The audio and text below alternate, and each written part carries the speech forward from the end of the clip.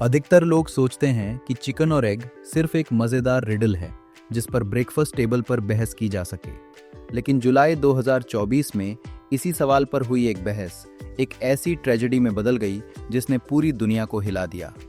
Indonesia में दो लोगों के बीच ये बहस इतनी बढ़ गई कि गुस्से में आकर एक व्यक्ति ने अपने दोस्त की हत्या कर दी।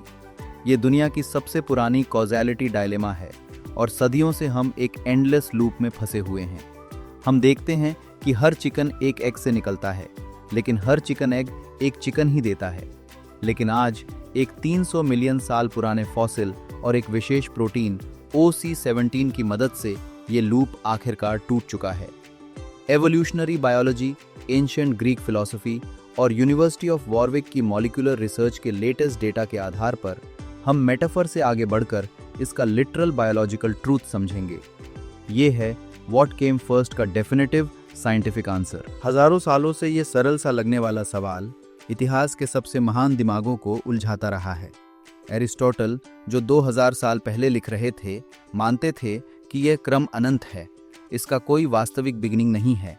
बाद में प्लूटार्क ने इसे एक ग्रेट एंड वेटी प्रॉब्लम कहा और सवाल उठाया कि क्या दुनिया का खुद कोई आरंभ था। उस समय मॉडर्न साइंस के टूल्स नहीं थे, इसलिए लोग लॉजिक और ऑब्जर्वेशन पर निर्भर थे। उनके लिए नेचर एक परफेक्ट साइकिल में काम करती थी।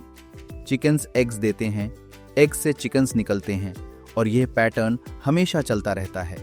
इसी को हम कॉज़ैलिटी डायलेमा कहते हैं, जहां कॉज और इफेक्ट को अलग करना लगभग असंभव हो जाता है। लेकिन 19वीं सदी में बायोलॉजी की क्रांति ने सब कुछ बदल दिया। चार्ल्स डार्विन की theory of evolution by natural selection ने दिखाया कि स्पीशीज अचानक पूरी तरह तैयार होकर अस्तित्व में नहीं आती। वे हजारों जनरेशन्स में छोटे छोटे जेनेटिक चेंजेस के साथ धीरे धीरे बदलती हैं। जब हम इसे चिकन पर लागू करते हैं तो रहस्य सुलझने लगता है। इसका जवाब पाने के लिए हमें पहले चिकन से भी बहुत पीछे जाना होगा। हमें एग के इतिहास को देखना होगा। साइंटिफिक रूप से देखें, अगर सवाल एग्स के बारे में सामान्य रूप से है तो एग बहुत पहले आया। पहला एमनियोटिक एग, एक हार्ड शेल्ड संरचना जिसने जानवरों को पानी के बजाय जमीन पर रिप्रोड्यूस करने की क्षमता दी, लगभग 312 मिलियन साल पहले अस्तित्व में आया। ये एग्स एक कंप्लीट लाइफ सपोर्ट सिस्टम थे, बर्ड्स के आने से बहुत पहले। दूसरी ओर मॉडर्न चिकन बहुत हाल की स्पीशीज है। ये रेड जंगल फाउल का डोमेस्टिकेटेड डिसेंडेंट है और लगभग 8000 से 58,000 साल पहले अस्तित्व में आया। लेकिन अगर सवाल स्पेसिफिकली चिकन एग का हो तो यहीं से असली डिबेट शुरू होती है। साइंटिस्ट्स इस पर दो टीम्स में बंट गए। पहले देखते हैं टीम एग का तर्क। एवोल्यूशनरी बायोलॉजी के अनुसार इतिहास में किसी समय एक ऐसा बर्ड था जो लगभग चिकन था, लेकिन पूरी तरह नहीं। इसे साइंटिस्ट्स प्रोटो चिकन कहते हैं। ऐसे दो प्रोटो चिकन्स ने मेटिंग की और फर्टिलाइजेशन के दौरान जाइगोट में एक छोटा जेनेटिक म्यूटेशन हुआ। इस म्यूटेशन के कारण एम्ब्रियो का डीएनए अपने पेरेंट्स से थोड़ा अलग था, इतना अलग कि उसे पहला ट्रू चिकन माना जा सके। और क्योंकि ये पहला चिकन एक एग के अंदर विकसित हुआ था, इसलिए एग पहले आया। लेकिन टीम चिकन के पास भी एक मजबूत एविडेंस है, एक प्रोटीन जिसे ओवोक्लाइडिन 17 कहा जाता है। ये प्रोटीन एगशेल के निर्माण की प्रक्रिया को तेज करता है। इसके बिना एक हैन 24 घंटे में एगशेल नहीं बना सकती। सबसे महत्वपूर्ण बात यह है कि OC17 केवल चिकन की ओवरीज में बनता है। कुछ रिसर्चर्स का मानना था कि क्योंकि एगशेल के लिए ऐसा प्रोटीन चाहिए जो सिर्फ चिकन में बनता है, इसलिए पहले चिकन का होना जरूरी था।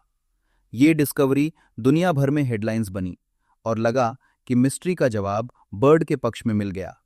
लेकिन मॉडर्न साइंस हमेशा एक नया ट्विस्ट जोड़ देती है।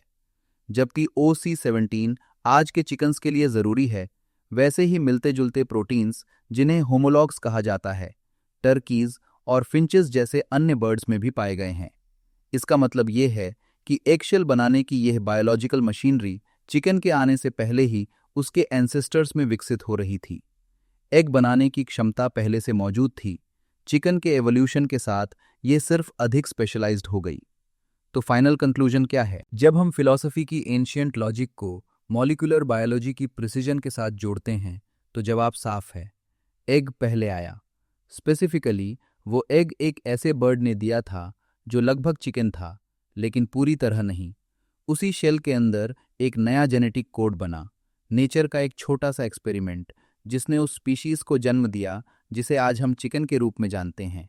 लेकिन शायद इससे भी गहरी सच्चाई ये है कि चिकन और एग सिर्फ लेबल्स हैं जो हमने दुनिया को समझने के लिए बनाए हैं।